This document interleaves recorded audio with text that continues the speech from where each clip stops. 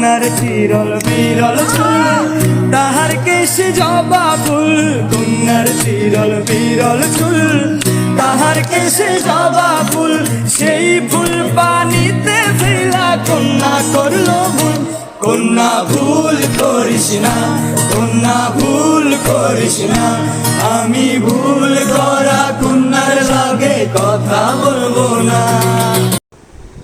আসসালামু আলাইকুম, welcome back to my channel. কেমন আছেন সবাই? আশা করছি সবাই খুব ভালো আছেন। আমিও আলহামদুলিল্লাহ ভালো আছি। চলে আসলাম আবারও রান্নাবান্না নিয়ে। তো আজকে আবারও আপনাদের সাথে আমার বিরিয়ানি রান্নাটা শেয়ার করব।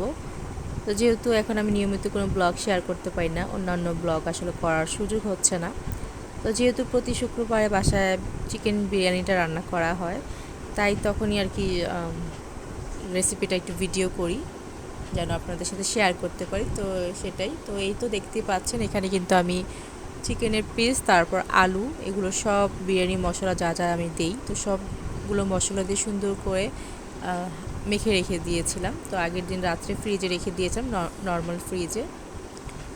তো আমি এখানে লবণ, তারপর আদা রসুন বাটা, কাঁচামরিচ, তারপর হচ্ছে বাদাম বাটা, তারপর আমি ঘরে যে বিরিয়ানি মশলাটা বানাই সেটা দিয়েছি, ধনিয়ার গুঁড়া, জিরার গুঁড়া, লবণ। তো সব কিছু উপকরণ দিয়ে সুন্দর করে মেখে তারপর আমি নর্মাল ফ্রিজে রেখে দিয়েছিলাম, শুধু পেঁয়াজটা দিইনি। তো এই তো এখন আমি পরের দিন যখন রান্না করব, জুম্মার দিন, তো আমি তেলের মধ্যে পেঁয়াজ বাটাটা সুন্দর করে ভেজে নিয়ে তারপর সেখানে আমি আলু দিয়ে দিয়েছি। তো আলুটাও সুন্দর করে ভেজে নিলাম। তো ভেজে নেওয়ার পর এই তো এখন আমি চিকেনের পিসগুলো দিয়ে দিব। তো এই তো দেখতে পাচ্ছেন আমি ম্যারিনেট করা সেই চিকেনের পিসগুলো দিয়ে দিলাম। তো আলুটা যেহেতু হতে একটু টাইম লাগে, আর আমি যেহেতু ব্রয়লার মুরগি দিয়ে রান্না করছি বিরিয়ানিটা, তো এই মুরগিটা তো খুব তাড়াতাড়ি সিদ্ধ হয়ে যায়, তো সেই জন্য আলুটা কিন্তু আগেই দিয়েছি। তো আজকে আর আলুটা ভেজে নেইনি। তো আলু একটু নরম হয়েছে, তারপর আমি কিন্তু চিকেনগুলো দিয়ে দিয়েছি, দেখতেই পাচ্ছেন। তো আগের দিন রাত্রে এভাবে চিকেনগুলো যদি ম্যারিনেট করে ফ্রিজে রাখা হয় তাহলে কিন্তু সেই বিরিয়ানিটা অনেক বেশি মজার হয়। তো সেটা খেয়ে আলহামদুলিল্লাহ আমাদের সবারই খুবই ভালো লেগেছে। একদম মাংসের ভিতরে পুরো মশলাটা ঢুকে খুবই ভালো হয়, অনেক সুন্দর ফ্লেভার আসে। তো এই তো দেখতেই পাচ্ছেন। তো আমি কিন্তু আজকে কোনো রকম আস্ত গরম মশলা দিইনি, যেমন দারচিনি, এলাচ, সবগুলো কিন্তু আমি গুঁড়ো করে দিয়েছি চিকেনের সাথেই। শুধু তেলের মধ্যে আমি তেজপাতাটা দিয়েছি আর কাঁচামরিচগুলো দিয়েছি, মাঝখান দিয়ে ফেলে তারপর দিয়েছি কাঁচামরিচ। আর একটু লাল লাল দেখা যাচ্ছে কারণ আমি গুঁড়ো মরিচও ব্যবহার করেছি। আসলে সবাই একটু ঝাল খেতে পছন্দ করে, অনেকবারই আমার ছোটো মেয়ের জন্য ঝাল ছাড়া রান্না করেছি। তো আজকে ভাবলাম যে একটু ঝাল দেই, আসলে ছোটো মেয়ে অত বেশি তো খায় না, ওর জন্য দেখা যায় সবাই মিষ্টিটা খেতে হয়, মিষ্টি বিরিয়ানিটা খেতে হয়।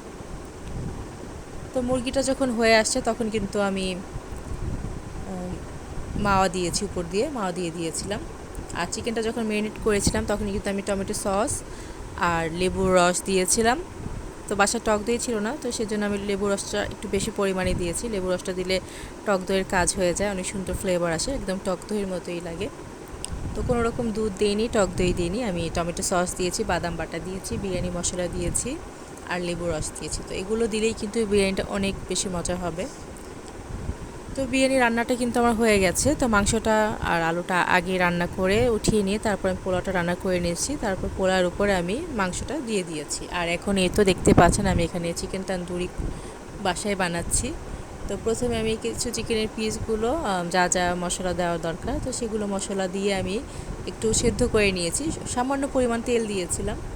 তো সেদ্ধ করে নিয়ে তারপর কিন্তু আমি একটা কড়াইতে সেই মশলা থেকে চিকেনের পিসগুলো উঠিয়ে সেখানে আমি সরিষার তেল হাতে মেখে নিয়ে, চিকেনের সাথে ভালো করে মেখে নিয়েছি, যেন আমার এইভাবে যখন আমি চুলাতে দিব, যখন তান্দুরিটা করব, চুলাতে যখন পোড়া পোড়া ভাবটা হবে, তো তেল কিন্তু বারবার ব্রাশ করে দিতে হয়। আর যেহেতু আমি চুলায় করছি, তো চুলাটা বারবার তেল দেওয়ার কারণে কিন্তু চুলাটা নষ্ট হয়ে যায়, তো সেজন্য আমি বারবার তেল দিইনি, আমি একবারেই চিকেনের সাথে তেল ভালো করে মেখে নিয়েছি হাতের সাহায্যে, যেন বারবার তেল দিতে না হয়। তো আমি একটু বেশি পরিমাণ সরিষার তেল মেখে নিয়ে তারপর আমি সেই তান্দুরি চিকেনগুলো সেই ইয়ের উপরে দিয়ে দিয়েছি,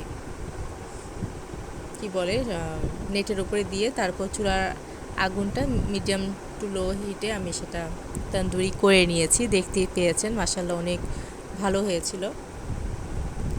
আর এই তো সে যেহেতু শুক্রবার ছিল তো আজিমপুর গিয়েছিলাম আমার আব্বুর কবর জিয়ারত করতে। তো আপনারা সবাই আমার আব্বুর জন্য দোয়া করবেন।